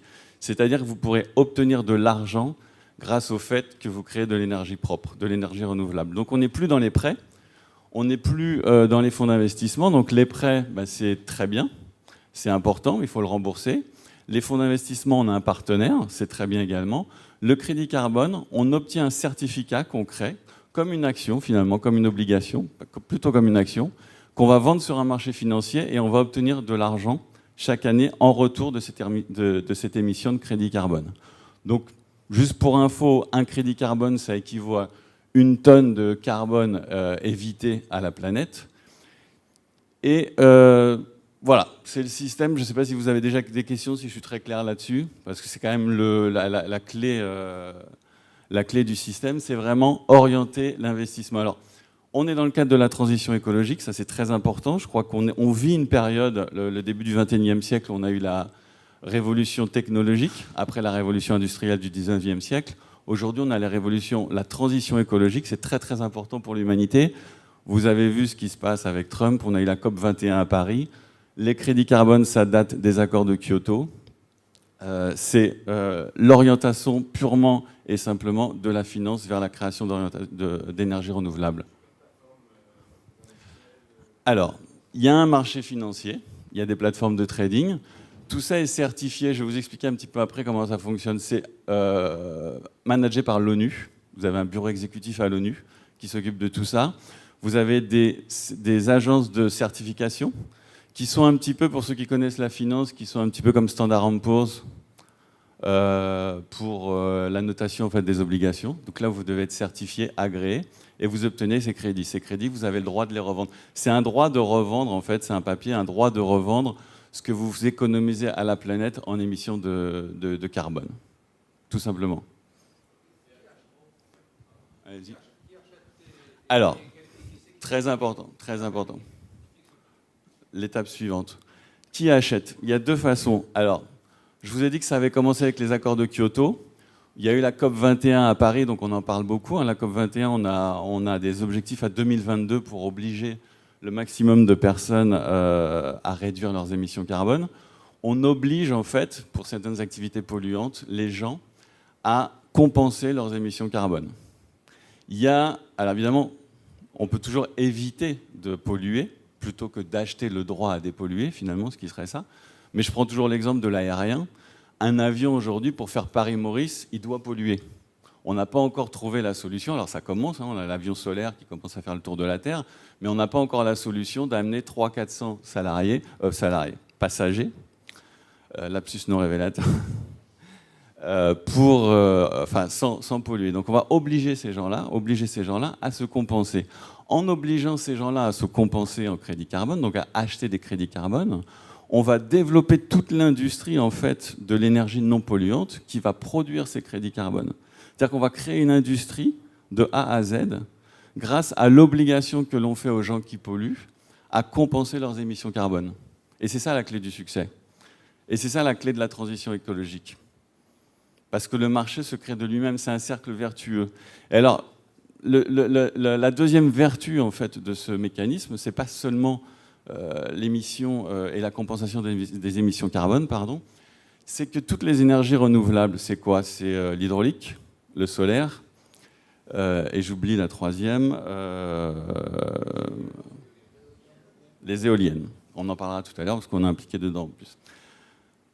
Et ça se passe surtout où dans les pays en voie de développement? Ça va se passer en Afrique, beaucoup en Afrique. On a des projets à Maurice, donc on va créer des emplois, on va créer des industries, on va créer du développement économique. Donc là, on est en train de créer un marché qui crée du développement économique et qui va, soyons grands, sauver la planète. Donc c'est vraiment le cercle vertueux. J'insiste beaucoup là-dessus parce que j'anticipe déjà les questions, mais souvent j'entends « oui, mais on achète un droit à polluer ». C'est pas que ça. C'est pas que ça. Donc aujourd'hui, pour répondre à votre question, c'est on va obliger les gens à se compenser et on va aussi, dans le cadre des accords, pas seulement leur dire « oui, vous polluez, vous allez acheter des crédits carbone, donc on va développer l'industrie des énergies renouvelables », mais dans le même temps, bien évidemment, on oblige les gens quelque part à mieux consommer, à mieux se comporter et à moins polluer. Ça, c'est la première chose. La deuxième chose, et on le voit notamment à Maurice avec un groupe hôtelier, c'est le volontariat. Il y a des gens qui, de manière volontaire, sans qu'on leur demande rien, disent « moi, je veux compenser mes émissions carbone ». Alors, le groupe hôtelier en question, on va lui faire un petit peu de pub, c'est le groupe Luxe. Et c'est très intéressant parce que le groupe Luxe, quand il fait cette compensation carbone, de manière volontaire, c'est à la fin de chaque séjour, à la fin, quand il présente la facture de ce qui reste à payer aux clients, il leur dit, c'est simple, vous avez passé 10 jours, ce que je vous propose, c'est de payer en plus de votre facture 1 € par jour, tout simplement. Donc 10 jours, 10 €. Et on se rend compte qu'il y a 70 à 75% des clients qui payent ce supplément. Alors c'est 10 €, mais certains m'ont dit oui, mais c'est 10 €, 15 € et ça se rajoute toujours et les gens font attention. Mais les gens payent. C'est-à-dire qu'il y a une vraie prise de conscience des gens, j'allais dire de l'humanité, de l'être humain, enfin, pas toujours employer les grands mots. Mais c'est très intéressant cette manière volontaire, c'est que même si on veut parler uniquement business dans le cadre d'un groupe hôtelier, c'est bon pour lui, c'est bon pour son marketing, c'est bon pour sa compensation. Moi, je viens plutôt d'un milieu financier. Les grandes banques françaises font de la compensation carbone. Tout simplement, elles n'ont pas vraiment besoin, mais alors elles ont des collaborateurs, elles ont de la clim, elles ont beaucoup d'avions, donc elles font un bilan carbone et elles se compensent complètement. Et alors là, c'est de la compensation personnelle. C'est pour la BNP 2-3 millions d'euros d'achat de crédit carbone. Et puis, dans leur bilan, vous regardez, dans le cadre de tout ce qui est green friendly, enfin tout ce qu'ils font dans le cadre de l'énergie renouvelable, ils mettent qu'ils ont compensé intégralement en fait leurs émissions carbone. Donc il y a des gens qui le font aussi de manière volontaire. C'est aussi une manière de communiquer, c'est une manière de se bien présenter, c'est une manière aussi de dire je participe au développement et je participe à la transition écologique. Et les gens aujourd'hui, j'ai pas envie de parler d'un effet de mode parce que l'effet de mode c'est pas du tout le mot, mais il y a un vrai besoin, il y a un vrai sentiment en fait aujourd'hui que c'est important. Et aujourd'hui, les marchés financiers, quelque part, alors à travers, et c'est réglementé par l'ONU, s'y mettent. Et c'est comme ça qu'on va développer de plus en plus rapidement en fait, la création de grands projets, parce que c'est toujours beaucoup d'argent. Pour créer un barrage, pour créer la ferme éolienne, la ferme Saraco, c'est pas rien. Et donc c'est toujours bien d'avoir ce supplément d'argent en fait, et de capital. Alors ce supplément d'argent, on l'a a posteriori, puisqu'il faut créer, il faut il faut faire de l'énergie renouvelable pour pouvoir vendre ces certificats, mais on peut l'avoir au départ des projets. C'est le cas notamment de la ferme éolienne à Plaine des Roches. Plaine des Roches, il faut savoir, donc c'est Aera Group qui s'était occupé de ça, où on s'occupe de tout dans la verticalité, qui a obtenu en fait la prévente des crédits carbone à un fonds de pension de nord de l'Europe.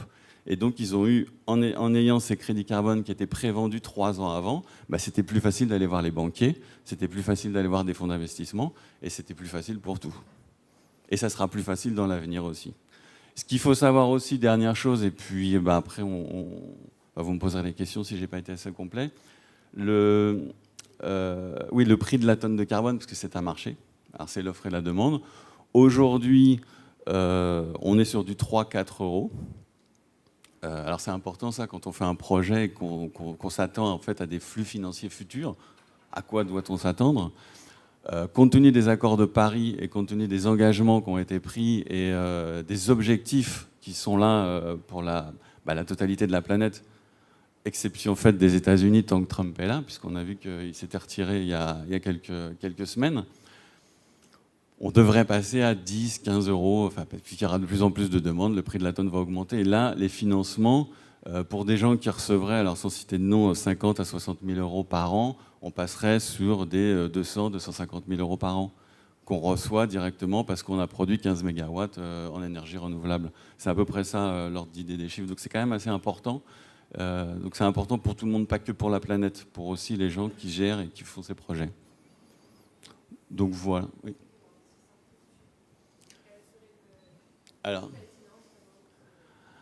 si ça fluctue, la seule pertinence, la fluctuation, je ne peux pas la maîtriser. Là, je suis en train de vous dire, ça va forcément monter, ça sera de plus en plus intéressant parce qu'il y a des objectifs internationaux et puis parce que c'est une volonté vraiment globale. Donc là, on ne peut pas. Alors, une fois qu'on sera à 15-20 euros, est-ce qu'on sera à 30 et après, est-ce que ça redescendra à 20 et comment se comportera le marché, ça, je ne sais pas. Maintenant, la pertinence, c'est que tout simplement, le calcul qu'il faut faire, c'est que le dossier de certification, alors c'est pas banal de se faire certifier sur un projet d'énergie renouvelable et d'arriver à avoir ces crédits carbone qu'on peut après mettre sur les marchés financiers, ça coûte à peu près 60 000 euros. Donc si on doit parler de pertinence, il faut se dire, mon coût d'investissement, c'est 60 000 euros, combien j'en récupère ? Globalement, aujourd'hui, quand vous produisez 15 mégawatts à 3 euros la tonne, vous recevez entre 60 et 80 000 euros. Enfin, ça doit être quelque chose comme ça. Donc aujourd'hui, sur des prix très bas, la première année, vous avez amorti votre investissement de départ. Donc de toute façon, même si c'est peu, c'est que de l'argent qui arrive en plus. Et à terme, ça sera sûrement beaucoup d'argent. Pas beaucoup d'argent, enfin, pas question de devenir millionnaire grâce à ça. Mais l'idée, c'est vraiment d'apporter de l'argent et que ce soit vraiment une incentive, que ce soit très très intéressant. Et qui est vraiment tous ces flux financiers qui se dirigent vers la création d'énergie renouvelable parce qu'on a besoin d'argent. On a besoin d'argent pour tous ces projets. Donc il faut que l'argent arrive sur ces projets. On a le droit de non. Non, alors... Pour le moment, non, alors je ne veux pas vous dire trop de bêtises parce que, comme vous l'avez compris, ce n'est pas non plus moi le grand spécialiste de consultant. Mais non, produits dérivés, alors moi j'en viens sur les marchés actions, donc je sais tout ce qui peut se passer après derrière, on n'en est pas là. A priori, ce n'est pas l'idée. Ce n'est pas l'idée parce que là, je vous parle de transition écologique, on parle de la planète, on parle d'autre chose, on parle vraiment d'orienter les flux de manière volontaire vers des choses qui vont être bien pour tout le monde. Donc ce n'est pas l'idée d'aller faire des produits dérivés, d'aller faire des choses. Maintenant, comme j'en viens... j'ai vu aussi, j'allais dire des dérivés de dérivés, c'est vrai qu'on verra comment ça tournera. Mais aujourd'hui, c'est l'ONU qui s'occupe de ça, ça restera dans ce cadre-là, et ça ne sera jamais un marché financier comme un autre. Ça ne sera jamais un marché financier. Voilà. Je peux pas, moi personnellement, je ne peux pas m'engager au nom des grands de ce monde, mais je ne vois pas pourquoi ça dériverait dans ce sens-là, puisque ça n'aura aucun sens. Ça n'aura aucun sens. Je voudrais juste apporter une précision avant de prendre la question de Didier. C'est-à-dire, effectivement, ça date de Kyoto. La COP22 de Marrakech de décembre dernier a demandé à un groupe d'experts d'intervenir sur le système carbone, taxes et crédits. Donc, groupe d'experts dirigé par Joseph Stiglitz et Nicolas Stern, deux grands économistes. Le rapport est sorti fin mai. Si vous avez intérêt, vous devrez regarder sur Internet. Rapport, vous tapez Stiglitz, Stern, Carbon Pricing Coalition, quelque chose comme ça. Puisque la COP22 a demandé à ce qu'on va dans le sens d'augmenter le coût de la tonne. Enfin, le coût du crédit, du coup, aussi. Et donc, les perspectives de Joseph Stiglitz dit que au moins pour le marché européen, il faut être à 30 $ en 2020-2022 et être à 100 $ en 2030 pour qu'il y ait vraiment un impact sur le réchauffement climatique et la baisse des 2 degrés. Sinon, oubliez tout de suite. Et donc, il n'y a pas beaucoup de marchés carbone. Il y a l'Europe, il y a le Canada. Mais l'intérêt, il y en a 5 ou 6, je ne les ai pas tous dit. Mais l'intérêt, c'est de voir aussi comment on peut interconnecter les marchés. C'est une conclusion du rapport, d'interconnecter les marchés. Je crois qu'il y a un État des États-Unis qui s'est interconnecté avec le marché du Canada pour amplifier justement et grossir le marché d'échange. Donc nous, en tout cas, moi, à Business Mauritius, si je m'y intéresse, Raj me laisse un peu faire, mais on avance sans filet. Et on a un intérêt, vous avez compris, c'est intéressant quand c'est des grosses centrales de production d'énergie. Okay, mais je ne suis pas fou de l'avoir écrit là. Il y a quand même un dispositif sous l'ONU qui s'appelle des programmes d'activité des crédits carbone. Donc vous savez tous qu'on a créé un programme national d'efficacité énergétique. Vous étiez là en mars, on a créé la dynamique de transition énergétique, nous l'énergie. Mon envie à moi, c'est d'arriver à créer un programme d'activité où nous l'énergie arrive à avoir beaucoup plus de consistance grâce au crédit carbone. Vous faites une petite opération d'économie d'énergie grâce au PM2E, vous n'allez pas aller acheter des crédits carbone pour ça. C'est tellement minime. Mais par contre, si le programme PM2E devient un programme d'activité du crédit carbone, là, on massifie les économies d'énergie, on massifie la tonne de carbone évitée, on massifie ceux qui installent du SSDG chez eux, des petites installations solaires photovoltaïques, on massifie ceux qui font du MSDG dans les industries, dans les hôtels, et on ajoute comme ça, et on peut arriver à avoir... Après, il faut tout créer, il faut créer une place financière, il faut voir avec la bourse de Maurice, etc. Mais il faut créer ce marché-là, qui, à mon avis, n'est pas un marché mauricien, mais un marché océan Indien. Donc, tu veux dire quelque chose? Oui. Alors. Juste un petit complément, c'est que Michael vient de dire, on a lancé le 22 août le projet régional efficacité énergétique. On était à Madagascar. Et que Seychelles aussi, bon, et puis bien sûr les Comores. Alors déjà, au niveau du bassin océan Indien, il y a une masse critique, et en commençant modestement à Maurice, avec des petits projets, il y a d'autres gros projets, on serait en mesure probablement de construire, allons dire, un petit marché régional carbone, mais tenant compte du fait qu'il y a un gros travail qui reste à faire. Parce que, comme Michael l'a dit, aujourd'hui, un travail qui est fait par Stiglitz et Nicolas Stern pour démontrer comment rendre ce marché encore plus liquide, plus fluide. C'est la liquidité de ce marché qui est un grand défi au point de vue purement financier. Mais allons dire, il y a une pensée globale, et nous pensons qu'au niveau régional, il y a quelque chose à trigger, à commencer. Merci, Michael. Il y avait une question? DJ? En fait, c'était une question sur exactement ce point-là, parce que je sais que AERA, c'est ça, Aéro? Oui, AERA, a accompagné les projets de 15 mégas de Saraco, de 10 mégas ou 9 mégas de Plaine des Roches, et probablement les autres 15, 16 et 17 mégas qui vont venir. Et nous, on a fait une demande à Alexandre et Fabrice, et pour 5 MW, pour accompagner notre client, ça a été niet. Et pour nous... Non, mais c'est l'idée. L'idée, ce serait d'agréger les projets. Il y a beaucoup de petits projets, ne serait-ce qu'à Maurice. C'est pas simple d'agréger les projets. Alors, c'est pas simple, mais alors Alexandre, dont vous parlez, arrive à Maurice dans 15 jours. Il va rester un mois. On risque de voir beaucoup de gens, mais c'est l'idée. Il faut qu'on s'en occupe. Il y a des choses à faire, et même sans parler d'intégration régionale, à Maurice aujourd'hui, et moi ça fait 2 fois que je viens là et je suis agréablement surpris déjà de l'avancée qu'on a dans ce domaine-là. C'est très impressionnant. Non mais c'est très impressionnant. Et il y a beaucoup de petits projets. Alors on parle de petits projets, on parle quand même de 5 MW, c'est pas rien. Et on peut, enfin il y a la matière. Alors vous dire là tout de suite comment on va faire techniquement, je vais pas vous mentir, je sais pas. Mais on peut y réfléchir et puis on peut essayer de trouver une solution. Et ça va être le travail du mois prochain. Mais il y a beaucoup de projets, il n'y a aucune raison qu'on n'y arrive pas. Il n'y a aucune raison parce qu'on va mutualiser les coûts, on va mutualiser les revenus et on verra bien. Bon, je suis assez curieux de savoir sur quelle durée un producteur d'un crédit carbone peut détenir le titre sans l'échanger. Est-ce qu'on peut cumuler indéfiniment? Alors, j'ai envie de vous dire oui, mais je ne vois pas l'intérêt. Alors si, pour faire de la spéculation, Attendre que le prix... alors, non, ce serait de la spéculation. Alors, je veux pas faire semblant de savoir, je pense pas. Parce que ça n'aurait pas de sens, ça veut dire que je spécule en attendant que le prix monte, et là, on n'est plus dans l'esprit. Si par exemple, une entreprise n'a pas suffisamment de production de crédit carbone sur une année, mais désire cumuler. Non. Alors non, parce que si elle n'a pas suffisamment de crédit, elle n'aura pas cette certification. Ça coûte trop cher, elle ne le fera pas. Vous n'allez pas dépenser 60 000 euros pour des quelques crédits en attendant d'en avoir plus et de les revendre. Ça ne fonctionnerait pas, puis vous n'auriez pas la certification. Parce que le processus de certification est un processus assez lourd. Ce n'est pas juste une demande avec 3 formulaires à remplir, on dit bon, bah, c'est bon. Donc dans les conditions de l'ONU, il faut l'échanger dans un délai prédéterminé. Oui, alors, je n'ai pas les conditions comme ça en tête, mais dans l'idée, c'est ça. Dans l'idée, vous êtes certifié, vous avez vos crédits et vous les échangez. Chaque année, vous les avez, vous les vendez. C'est l'idée.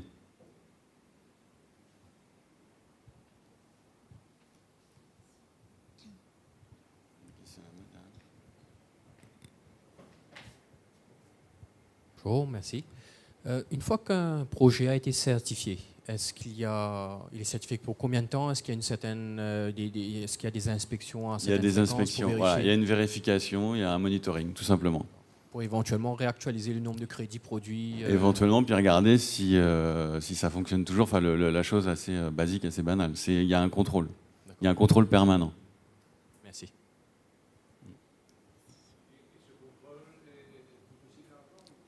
Non, ça c'est un contrôle de bon fonctionnement, tout simplement. Enfin, Saraco produit, on vérifie que c'est toujours là, quoi, et que ça produit toujours, en gros. C'est pas une certification à chaque fois. Parce que sinon, on fait la ferme solaire, on s'en va, et puis on part en vacances. Mais enfin, pas les 60, mais après, oui, mais pas le même prix que la certification, puis c'est pas tous les ans. Ouais. Ça serait dans le même principe, mais c'est pas des coûts assez fort qu'il y a pour la certification. La certification, c'est un vrai coût quand même. Combien de temps, à peu près, il faut compter pour obtenir les fameux certificats? Alors c'est là que c'est pas moi l'ingénieur, mais c'est quelques mois. Ouais, c'est quelques mois, c'est pas un an. C'est un dossier bien fait. Bonjour. Je suis François Fayolle de Gaz Carbonique. Je suis conseiller technique et aussi dans la recherche et développement. Nous avons initié un projet de crédit de carbone en 2013 et ce n'est qu'en 2016 qu'on avait pu boucler comme si le projet et faire enregistrer. Donc ça nous a pris 3 ans. Beaucoup. C'est quelques mois quand même, c'est 36. 36 mois, si je compte bien encore. Mais nous avons eu quand même beaucoup de chance au niveau des coûts. Ça nous a coûté environ 12 000 euros. Ça me paraît étonnant aujourd'hui. C'est un projet CDM. Oui. Donc avec les CER, dans le cadre. Moi aujourd'hui, ça me paraît étonnant. Enfin, non, ça je vous fais confiance. Mais c'était il y a combien de temps? C'est récent? Nous avons initié en 2013, démarré. Donc vous les avez eu en 2016. Le projet a été approuvé en 2016. Combien de mégawatts? Non, je ne parle pas en mégawatts, on parle de tonnes. Environ 2000 tonnes par an. D'accord. 2000 carbone crédits. Un petit projet. Ouais. On est tout fiers. Ouais. Mais on se rend compte que pour rentabiliser le projet, c'est pas évident avec le coût actuel des CER. Ben non, là oui, si vous êtes à 3 à 4 euros maximum, ça fait... On parlait justement si on pouvait attendre, mais nous allons attendre jusqu'à 2019 avant d'avoir un certain nombre de CER et pouvoir rentabiliser un peu. Donc, on pense pouvoir... Il faut cumuler, mais ne pas les enregistrer. Mais c'est petit, 2000 tonnes, c'est petit. C'est-à-dire... Ouais. Ça vous fait 6 000 euros par an. Ouais, c'est pas beaucoup. Ben, c'est-à-dire qu'en fait, non, mais bon, voilà, vous l'avez fait et c'est très très bien. On ne regarde pas à moins de 15 mégawatts normalement, donc là, on va parler en 10 000 tonnes, des choses comme ça. En 2019, on est nous plutôt sur 20 espérons. 000 tonnes, ouais. Nous espérons arriver à 7 000, 8 000 tonnes. Ce qui est pas mal. Oui. Et vous êtes, pardon, vous êtes Gaz carbonique. D'accord. La compagnie ou moi-même? La compagnie. La compagnie. Je m'appelle François Fayol. D'accord. Mais vous connaissez Alexandre? Alexandre, je l'ai rencontré. Oui, du nom. Je l'ai rencontré, je crois au ministère de l'Environnement, je pense. Oui. Mais voyons-nous, ça m'intéresse. Ok. Ouais.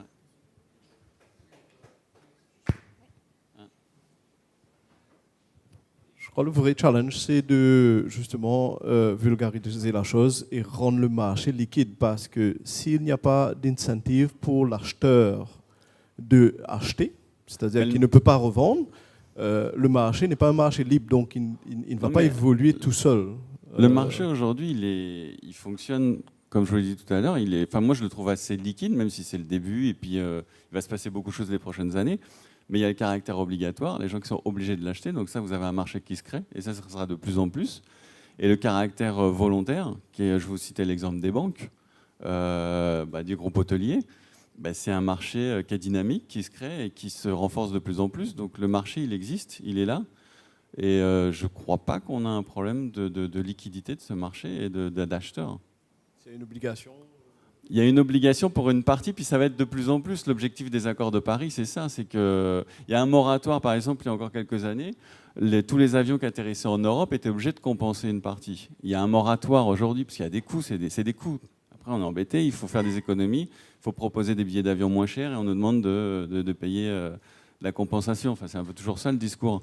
Mais à terme, ça sera ça. Donc le marché va se créer aussi de manière obligatoire, mais c'est ce qui va dynamiser ce marché et c'est ce qui va faire qu'il y aura de plus en plus de production d'énergie renouvelable. C'est ce qui va faire c'est ce que je disais au début en introduction, ce qu'il faut retenir, la grande idée de ce système, c'est l'orientation naturelle des flux.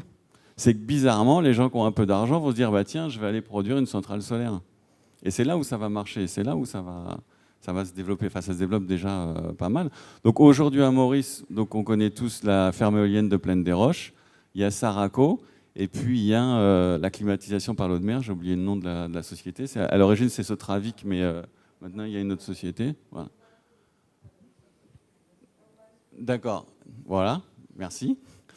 Et là, on est en processus de certification et c'est le début. C'est vrai qu'après, il y a plein de projets de 5 MW qu'il faudrait réussir à agréger. Mais c'est déjà beaucoup pour un territoire comme Maurice qui n'est pas si grand que ça.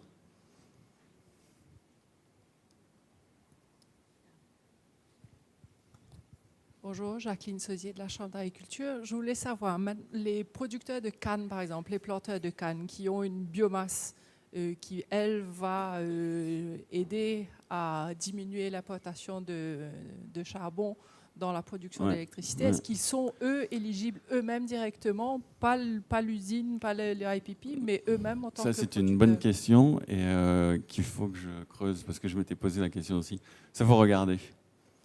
Il faut regarder, on m'a posé d'autres questions aussi dans le démantèlement de bateaux propres. Il y a des choses à faire. Parce que je sais qu'on ne sait pas faire. La canne, mais il y a toute la biomasse. Et oui, je ne sais pas répondre à cette question, mais en revanche, on va regarder ça. Il faut regarder. Je ne peux pas vous répondre là. Je ne peux pas vous dire. Ouais. Il va faire un travail. Ouais.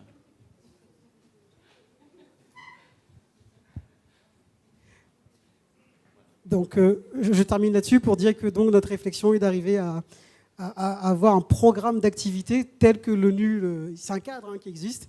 Et donc, très bien pour ceux qui arrivent à le faire en direct et qui a un volume suffisant. 2000 tonnes, je crois que je ne l'aurais pas fait moi-même, mais bravo.